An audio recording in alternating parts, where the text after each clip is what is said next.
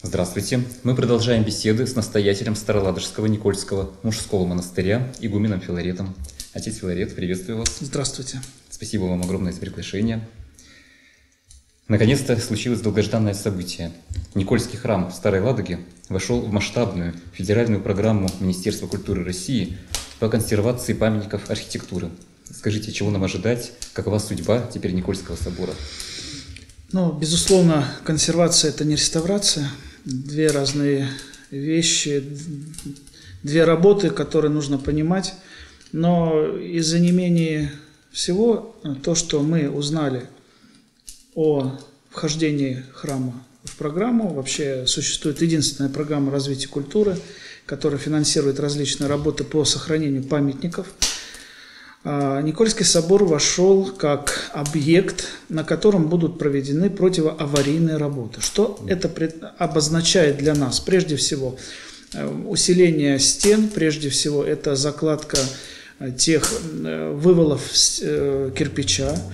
И самое основное и большое и масштабное – это закрытие храма таким саркофагом. То есть он будет полностью, начиная с купола, с макушки своего до земли, он будет полностью закрыт в такой вот чехол, который уже не позволит туда проникать воде. А из какого материала это?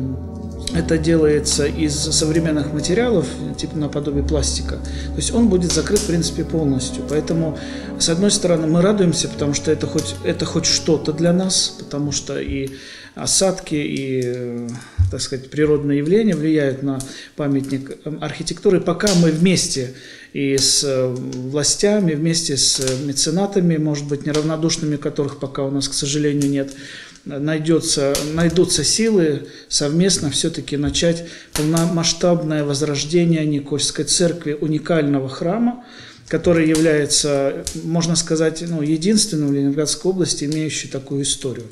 Поэтому от этой работы, предварительные работы начнутся где-то июнь-июль, возможно, и август, и сентябрь, поэтому, безусловно, мы ждем этого времени, безусловно, мы рады.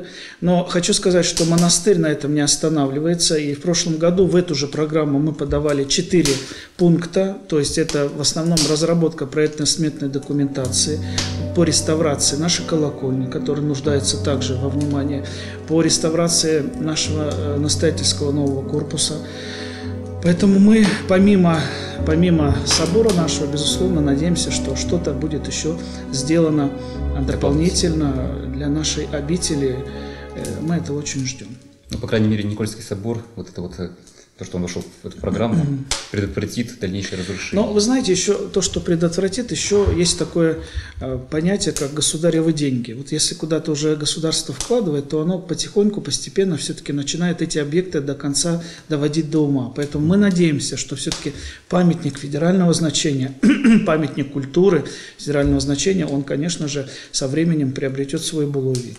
Давайте еще обсудим одну интересную новость, которая касается нашей Старой Ладоги.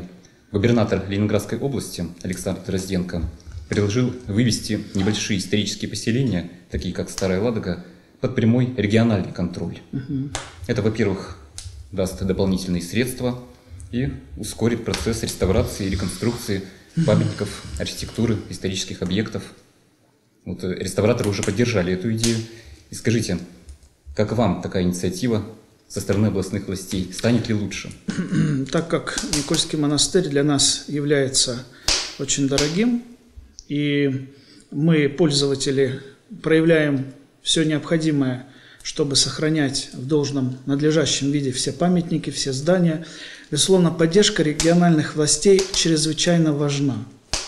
Чрезвычайно важно. Поэтому это предложение Александра Юрьевича, я считаю, что оно найдет отклик в сердцах и нас, верующих людей. Потому что это очень важно. Это здорово, можно так сказать. Потому что мы тогда, наши памятники, наши монастыри, и Никольский монастырь, Успенский монастырь, храм на Малышевой горе, храмы в Чернавино, они тогда перейдут все-таки под непосредственный контроль, наверное, региональных властей. Не просто контроль, управление. Да, Александр Юрьевич сказал, что нужно будет составить специальные паспорта, которые позволяли бы не только контролировать, потому что в основном сейчас только контроль по отношению к нам. Но никто не задумывается, что, скажу честно, мы когда изучили сторону финансирования финансирования за 20 лет монастыря, назову цифры, не побоюсь. С федерального бюджета на реконструкцию Никольского монастыря за 20 лет было выделено всего 49 миллионов, 49,5 миллионов. За 20 лет на такой огромный комплекс. А, уж простят меня региональные власти, из Ленинградской области, из бюджета было выделено ни рубля, не было выделено, ни одной копейки. Разве это справедливо? Поэтому, безусловно, эта новость замечательная, и дай Бог, чтобы у Александра Юрьевича хватило терпения и, наверное, такого делового подхода, чтобы это предложение довести до конца. Мы рады этому и ждем этого. Вот глава администрации Волховского муниципального района уже поддержал инициативу губернатора. Ну, мы тоже последнее слово за депутатами. За Юрьевичем, да, и, конечно, за депутатами. Поэтому, безусловно, я бы просил, наверное, депутатский корпус, прежде чем решать эти важные вопросы, все-таки обратиться к нам, к пользователям, к тем, кто непосредственно работает с памятником. И, возможно, можно пригласить ведь нас для того, чтобы мы могли высказать свою точку зрения и поддержать это решение. Но, думаю, хватит смелости и все-таки политической дальнозоркости, чтобы грамотно решить эту проблему. Я, конечно же, поддерживаю Александра Юрьевича, нашего губернатора, потому что это верное решение. Спасибо. А я напомню, что благодаря телеканалу «Союз» нас смотрит огромная аудитория. И нам присылают вопросы со всех уголков России и даже из-за рубежа. Пришло время перейти к вопросам наших зрителей. Андрей из Волхова пишет. Если Бог всемогущий и для Него нет ничего невозможного, то может ли Он создать такой камень, который не сможет поднять сам? Такой избитый вопрос. Это пословица советского времени, можно сказать, потому что часто этим бравировали. Действительно, этот камень – это человек. Ответ очень простой. Камень, который Бог создал всемогущий, не может поднять, это человек. Почему? Потому что человеку Господь дал то, на что он никогда не покушается – свободу выбора. Свободу. Поэтому мы в этом мире, пока живем, мы выбираем добро или зло. Мы выбираем вечную радость или вечное мучение. Здесь мы выбираем. Поэтому Господь всемогущий, который сотворил землю, небо, природу, которая нас окружает, Вселенную безграничную. Где границы Вселенной, никто не знает. Где эти галактики, сколько из этих звезд, никто не может подсчитать. Приблизительно человек ограниченное существо. Но в духовном плане каждому человеку Господь каждого человека наделил свободой. И на эту свободу он никогда не покушается. Отец Филарет. А следующий вопрос к нам пришел в форме видеообращения. Его нам записала Айнур из Костромской области. Давайте послушаем. Здравствуйте, батюшка. В Библии написано, что убийство считается страшным грехом. И в первой заповеди Христа написано «не убий». Скажите, пожалуйста, когда солдаты на войне, защищая свою родину, уничтожают врагов, считается ли это грехом? Спасибо. Я отвечу на этот вопрос, наверное, следующим. Вообще, «не убей» – это заповедь не Христа, а это одна из заповедей Декалога. Декалог, 10 слов. Дека, 10 – это греческое слово. То есть те 10 заповедей, которые получил Моисей на горе и передал избранному народу, еврейскому народу, избранному народу. Да? Но вы знаете, что, ведь, если я не ошибаюсь, сам же Моисей установил смертные казни в народе. Вы знаете, что за прелюбодеяние побивали и убивали камнями свои же. Да, вы знаете, что за непочитание родителей предполагалась смертная казнь. И до недавнего общества, в нашем обществе, вообще в общественном мире, средние века возьмите, такое понятие, как смертная казнь, она в принципе существовала, когда лишали жизни, когда убивали, даже, может быть, по закону. То есть оказывается, что можно придумывать законы, которые возможно обойти Божьи законы. Но что касается войн, воинская обязанность, она обязанность, которая скроется, которая обосновывается словами Христа. Нет больше любви, кто душу свою положит за друзей своих. Поэтому одно дело, когда нападают на кого-то, а другое дело, когда защищают свою страну. Воины – это защитники своего Отечества, ценой своей жизни, любовью к своей родине, любовью к своим близким. Они встают, чтобы защитить нашу землю от врагов, от тех, кто пытается разорить ее. И иногда это нужно делать не только на территории, а нужно отодвигать от границ опасности, которые часто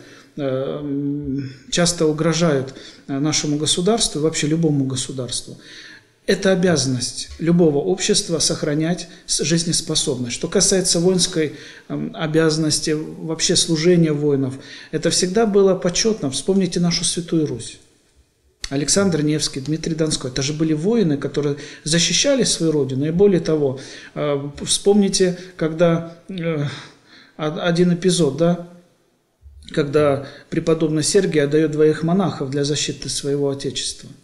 Но, что еще интересно, я в какой-то исторической книге читал, нашей религиозной, что когда воины возвращались с поля брани, на них накладывали определенную церковную эпитимию. Их на неделю отлучали от причастия, от церковного общения. Для чего? Чтобы они тоже понимали, что, да, понимаете, это палка 2 концов. Защищать надо, и убийство это сложно для психики человека. Потому что человек все равно, он понимает, что он делает, не очень естественно для его жизни.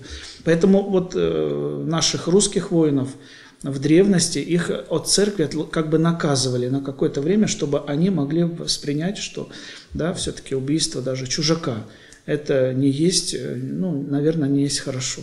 Это сложный вопрос, но еще раз хочу сказать, та заповедь Христа: нет больше любви, кто душу свою отдаст за друзей своих, защищая свою землю, это оправдано, и это, конечно же, почетно. То есть это не грех вот в этом случае? Да, конечно. Когда безрассудно убивают человека, да, конечно, это здесь сложно. Поэтому подвиг воинов, он освящен защищать рубежи своего Отечества. Это было всегда. Вот в продолжении темы по поводу войны у нас есть вопрос от Мирона из Калининграда. Может ли душа покинуть тело человека раньше его физической смерти и оставить тело бездушным и одержимым? Разве могла быть душа у извергов, которые творили чудовищные зверства во время войны? Изверги, которые творили чудовищное злодеяние, о которых мы читаем, есть свидетельства. Это, конечно же, трагедия Великой Отечественной войны, да и не только. Безусловно, они были с душой.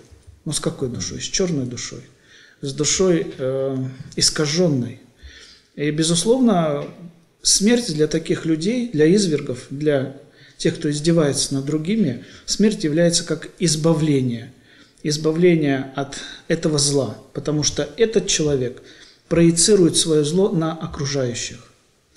Помните, мы говорили о свободе выбора. Почему Бог не вмешивается в эту секунду? Почему Он не заступится за того, кого обижает или убивает или унижает? Потому что у другого человека есть закон свободы. Свободу убить, но потом за это расплатиться. Бог не оправдывает это, но Он дал свободу, говорит: человек, знай, что за свою свободу ты будешь отвечать. Поэтому, безусловно, смерть вот таких вот, можно сказать, не людей, которые убивали людей, сжигали в печах. Да, почему-то люди забывают о том, какую историю прошло человечество в середине 20-го столетия. Вот. А что касается души, я, конечно, таких тонкостей не знаю. Вот человек, который попадает в кому, уходит душа куда-то, не уходит. Я как-то не задавался этим вопросом. Я знаю, что когда наступает часть разлучения души с телом, то тогда душа, конечно, покидает свой храм телесный, направляется совершенно в другой мир.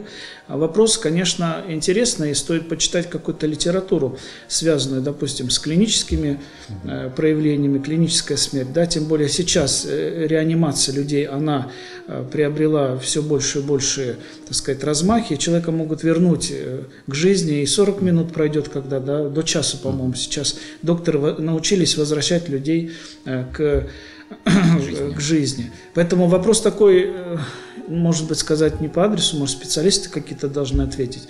Но все-таки мы верим, что душа разлучается в момент, когда заканчивается земное пребывание, когда уже полностью происходит некий разрыв между... Тогда она, конечно, покидает место своего пребывания. Это некоторые люди, которые пережили клиническую смерть, они свидетельствуют о том, что видят свое тело. Вы знаете, здесь тоже не все так просто, потому что кто-то видит, а кто-то ничего не видит. Вот. Но я читал один случай, об одном случае, это был доктор, американский специалист, который работал он был хирург по сердцу, сердечный хирург, не помню сейчас его, фамилию, у него очень много написано по этому поводу книг, на английском языке. Он работал в одной из американских клиник и записывал опыт людей, которые пережили эту клиническую смерть. И интересно, в предисловии он говорит: я ничего не доказываю. Я просто вам привожу факты. У них умирала слепая женщина, которая в принципе не могла видеть ничего. Но когда ее вернули назад после вот определенных манипуляций, она рассказала, какого цвета волосы санитарки, которая ей помогала. Она не могла этого знать. Она рассказала всю обстановку в палате, в которой лежит. И этот доктор просто говорит: я вам привожу пример. Я свидетельствую, что она слепая, она не могла видеть того, что видела, когда душа покинула. То есть, понимаете, не все так просто, я так думаю. То есть до конца нам это еще неизвестно. Это неизвестно, не понять. Но то, что есть специалисты в этой области, потому что так же, как вера в Бога, есть ученые, которые верят в Бога, есть которые отрицают его бытие, да, есть люди, которые преклоняются перед ценностями христианскими, а есть те, для которых это пустой звук. Вот так же и в этом плане. Есть доктора, которые говорят: это все, значит, фантазия, это все действие лекарств, это умирание головного мозга и прочее. А другие говорят: это реальность, в которую попадает человек после смерти, телесной смерти. Вот раз уже мы говорим о душе, у нас есть еще один вопрос, который прислал школьник Иван из Москвы. Вот о чем он спрашивает. Скажите, пожалуйста, сохранит ли душа человека его образ после смерти? Возраст, расу, пол? Будут ли души в том мире разделяться на мужские, женские, детские или взрослые? Такой вопрос интересный. Но тоже имеет ли душа формы? И в теле, где она обитает? В сердце, в голове, там, еще в каком-то части. Тоже эти вопросы спорные, и на них отвечать бессмысленно, потому что мы ответа на это не найдем. На то, что душа будет сохранять свою идентичность, свою личность, то, что она будет помнить все и всех. А как она будет выглядеть? Ну, кто-то представляется в виде какой-то такого, ну, может быть, не сформировавшееся там облако или еще что-то. Я не могу, потому что тоже в моей жизни опыта такого нет. Мы все переживем этот опыт, когда попадем в тот мир.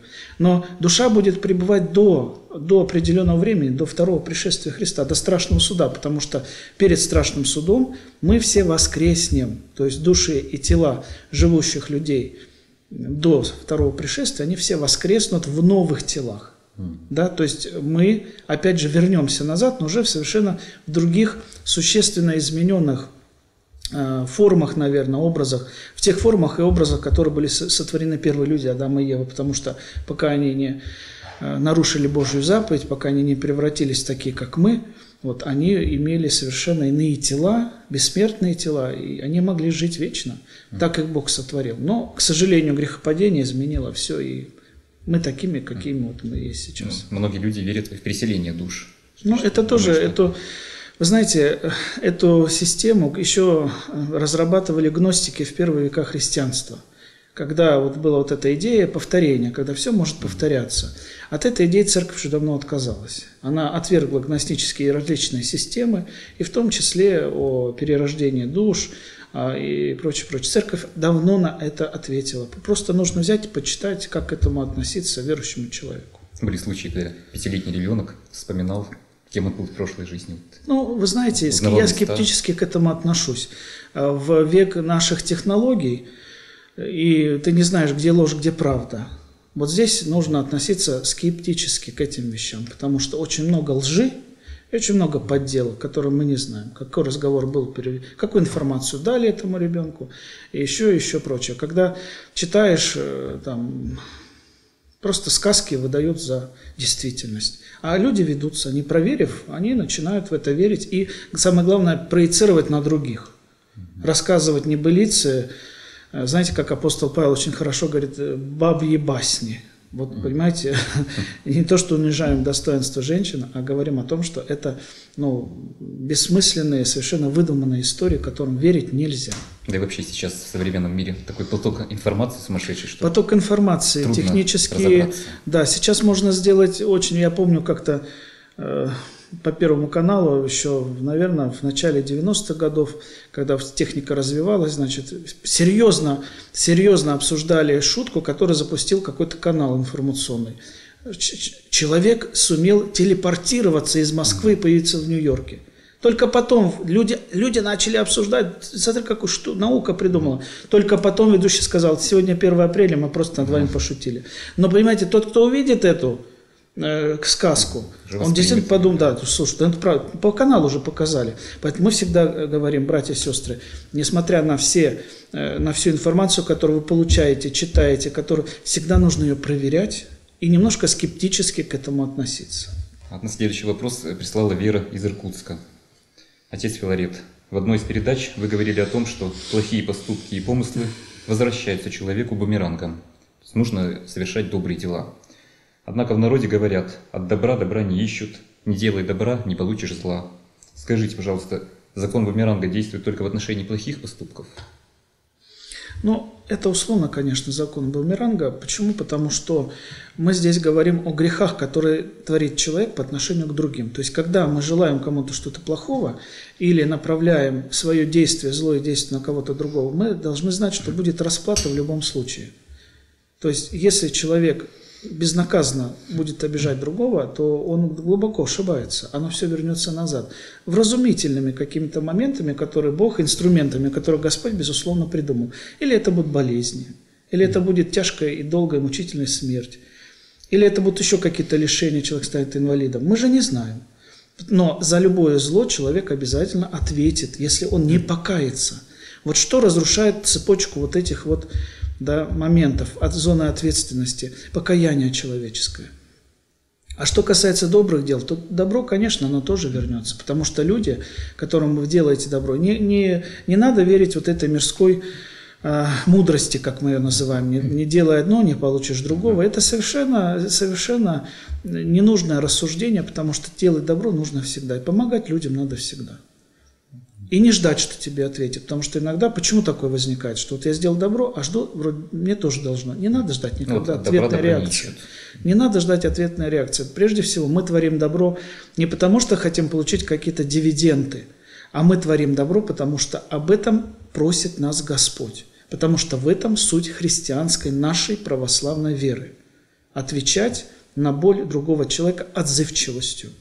А все остальное от лукавого. А все остальное это не наша мудрость, это не христианская мудрость. Когда люди свое неделание оправдывают вот такими словами. Ответственность за плохие поступки? Вот нет, человек только отвечает только за себя. Просто некоторые думают, что если им плохо, то значит их бабушки или прабабушки. Хотя есть такое понятие, что один праведник спасает несколько поколений, а человек, который живет неправильной жизнью, он губит сколько-то поколений. Вот как одно время, генная инженерия, как говорили, на уровне генов мы видим, что если родители пьющие, то и дети, к сожалению, предрасположены к этому пороку, и прочее, прочее. То есть очень важно, и как наши предки относились к вопросу, допустим, зачатия ребенка, когда мамочка, которая носила под сердцем своего дитя, как она должна была себя беречь от различных испытаний, искушений, грехов, пороков, слушания какой-то непристойной музыки, смотрения каких-то... Потому что все это влияет на формирование твоего ребенка. И ребенок рождается уже, к сожалению, в наше время, когда смотрит непотребные программы, когда позволяет себе какие-то извращения. Ребенок рождается уже, к сожалению, расположенный. Он это впитал с кровью матери. И ему будет очень тяжело перебороть это. То есть это его будет, конечно, личная борьба, духовная борьба, избавиться от какого-то порока, греха или страстей. Но родители очень много закладывают. Но ответ, конечно, за их жизнь мы не будем нести. Мы отвечаем только за свою жизнь, за свои поступки. Отец Филарет, у нас продолжается Великий пост. Это время для того, чтобы саморазвиваться, читать духовную литературу. И многие зрители как раз этим и занимаются. И вот следующий вопрос звучит так. Как нам понять, приобретайте себе друзей богатством неправедным?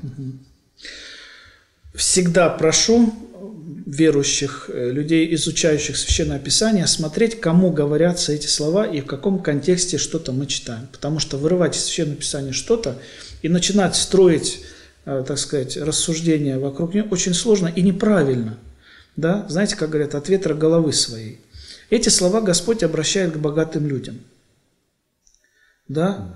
Приобретайте себе друзей богатством неправедным. Вот слово неправедное толкуется не как наворованное, потому что ворованное оно и даже по законодательству, оно принадлежит конфискации.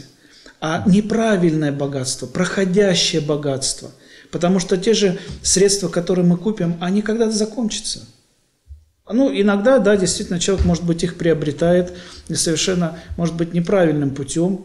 Но здесь нужно понимать, богатством неправедным, то есть, имея у себя что-то, помогайте другим. Приобретайте друзей вот этим тленным, проходящим. Как замечательно Господь говорит, да собирайте себе сокровища на небесах, где тли нету, где нет воров, где никто не подкапывает, где никто не крадет. То есть вот в этом плане богатство неправедное, то есть уходящее, не принадлежащее вам до конца. Потому что время, события, они вычеркнут. Ну и сама смерть человека. Ты сегодня обладал всем, завтра у тебя закрылись глаза, и все, что было твое неправедное, то есть суетное, оно достанется другому человеку. Поэтому Господь говорит, приобретайте друзей, помогайте другим. Потому что это действие вам поможет потом в том мире оправдаться за свою жизнь или за какие-то нехорошие поступки. Вообще удивительные слова Священного Писания. Удивительные слова Священного Писания, которым мы должны поучаться, знать его, изучать его, потому что это правило к руководству. Отец Филарет, огромное спасибо за интересную беседу. К сожалению, время нашей программы подошло к концу. 7 апреля православные верующие будут отмечать светлый праздник Благовещения. И я вас попрошу обратиться уже по традиции в конце нашей передачи к зрителям, к вашим прихожанам, в преддверии замечательного праздника. Братья и сестры, безусловно, праздник этот мы любим, мы ждем. Он празднуется 7 апреля и описывается в Евангелии, когда архангел Гавриил предстал пред Деве Марии и возвестил ей о том, что она станет матерью Всевышнего. Да? Удивительная история, удивительные персонажи. Но, наверное, мы любим этот праздник еще вот почему. Потому что это начало нашего спасения. И даже когда вы посмотрите молитву, посвященную этому празднику, она звучит так. «Днесь спасения нашего главизна». То есть сегодня мы видим начало нашего спасения, Благовещения, когда люди Ветхого Завета ждали, когда же Христос придет. А здесь они получили откровение от ангела. Родиться, вот пройдет 9 месяцев, и от Духа Святого, и от тебя, Мария, появится Всевышний Спаситель, Сын Божий. Поэтому, безусловно, в этот день мы с вами должны прийти в храм, мы с вами должны помолиться Пресвятой Богородице Деве, вспомнить ее подвиг материнский, жизненный. И, безусловно, продолжается пост, мы готовимся к встрече Светлого Христового Воскресения, пускай это время будет полезным для каждого из нас. Спасибо большое. А я напомню, вы смотрели передачу «Беседа у камина». Дорогие друзья, присылайте ваши вопросы игумену Филарету через сайт Староладожского Никольского мужского монастыря или страницу Волхов ТВ. На сегодня это все. Всего доброго и до встречи. Со всех краев земли русской едут сюда люди, чтобы оказаться у истока, остановиться, вспомнить наших великих предков и обрести силу, насладиться красотой родных просторов и впустить в сердце покой, войти в храм Божий, прикоснуться к величайшим святыням и наполниться. Приехав сюда однажды, вы обязательно захотите вернуться в это место. Место, где пересекается прошлое, настоящее и вечное.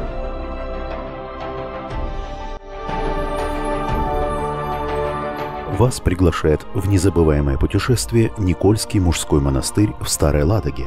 Уникальный паломнический экскурсионный тур выходного дня – это возможность провести время в стенах древней обители, встретиться с настоятелем монастыря, трапезничать с братьями по монастырскому уставу, а также для вас подготовлена экскурсионная программа по обители и храмам Старой Ладоги.